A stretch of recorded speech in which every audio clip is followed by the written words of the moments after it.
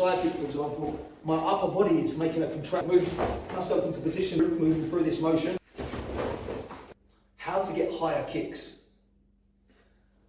We need to improve a few different areas in order to improve our kicks. It's not just simply getting more flexible. You know, people tend to think if I can do the splits, then I can do higher kicks. Often the case, but it's not everything. So, when we do the splits, or stretching, or static stretching, you know, when we're doing a static stretching, we're holding a position, this kind of thing. We're just holding on to certain stretches for a static, you know, extended period of time. This is improving our passive range of motion, okay? So a range of motion in a still position.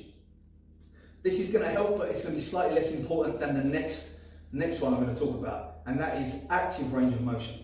This is the one we really need to improve our kicking mobility. Okay, so what active range of motion means is the range of motion that I can actively move through. So if I'm talking about how high I can lift my knee to the front, for example, you know, this would be what called my active range of motion. The motion I can actually pull my leg up to is active range of motion. Yeah, my passive range is slightly higher. I can pull that up higher. But what I can actually do actively with my own muscles or my own strength is my active range of motion. And this is more important for improving our kicks than passive range of motion. So how can we improve our active range of motion? Through mobility exercises. Okay, so not so much the traditional stretching that you would see normally in a traditional karate dojo, where you do a little warm up and some static stretching. We're going to be doing movements where we're taking our joints and our limbs through a range of motion with using the musculature of the body. So for example, like a very basic version of that then could be this kind of thing, where I'm starting from here and I'm bringing my knee up, under control the whole time, and bringing it around. And then back in and down, this kind of work. This is actually improving my active range of motion because I'm controlling the limb through that movement. We can also do things like kind of leg swings where we're going to be dynamically moving through. Moving through this motion, using a little bit more momentum to take it a little bit further. We can also use movements like almost like a Romanian deadlift kind of position. So from here I can cross my arms and I can send my hips back, so I'm lengthening the hamstrings through the movement, and then drawing back up again. So I'm lengthening the hamstrings through the motion, and then drawing back up, using the hamstrings to make that action, to make that movement. Kicking is obviously an active movement. You know, we're using the muscles to deliver the kick, so we can't be relying on this passive flexibility where I'm holding myself in a position.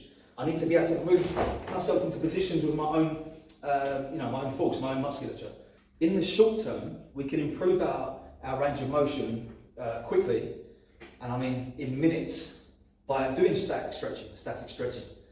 Because what creates that kind of tightness or stops you from going further is the central nervous system, that stretch reflex. Your body's trying to protect yourself, so when you're going into a stretch, the muscle will stop you from going any further. And we need to kind of deaden that reflex or deaden that sensation by allowing the muscle to relax in that position. So I could be down here, for example, just breathing into that, nice deep breaths and just relaxing, letting the muscle know that it's okay to be there at that length. After this, the muscle then have a little bit more range of motion before that kicks in. That reflex kicks in, which will allow us to extend the leg a little further maybe.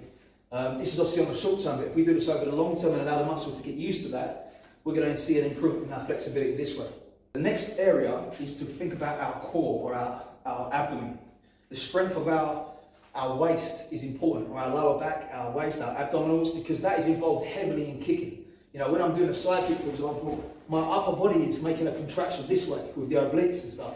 So I must have a strong core in order to lift my leg up this way, because the leg is being lifted not only by the hip flexors, but by the abdomen as well. So having a strong musculature in the abdomen and around the body is going to help us with our kicks as well, because all the time our legs be lifted up by our body as well.